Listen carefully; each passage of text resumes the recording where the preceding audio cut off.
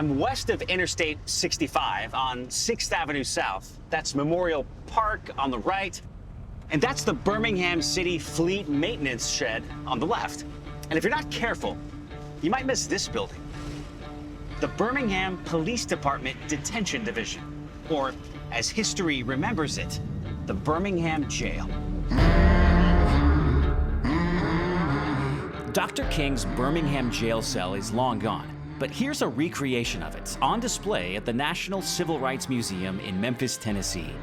The actual door from the cell is housed at the Birmingham Civil Rights Institute here in Birmingham. For decades, there was nothing at this site mentioning Martin Luther King Jr.'s incarceration here. Only recently, this memorial plaque was installed to honor the important event. And even more important, letter from Birmingham Jail, which Dr. King wrote here on April 16th, 1963.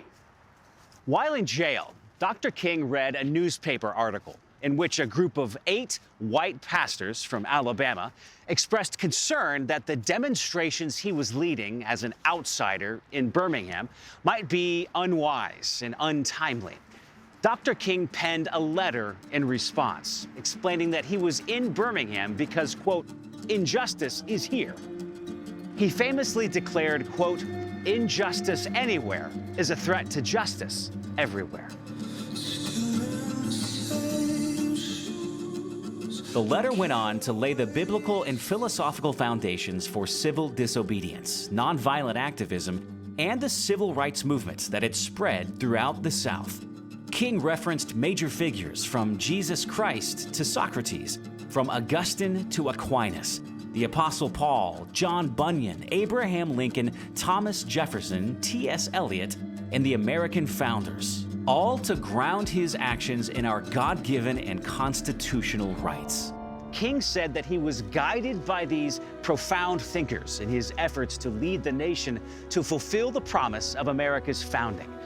In his letter, he reminds us that there are just laws and unjust laws, and that we must look to God's eternal and natural law for ultimate guidance.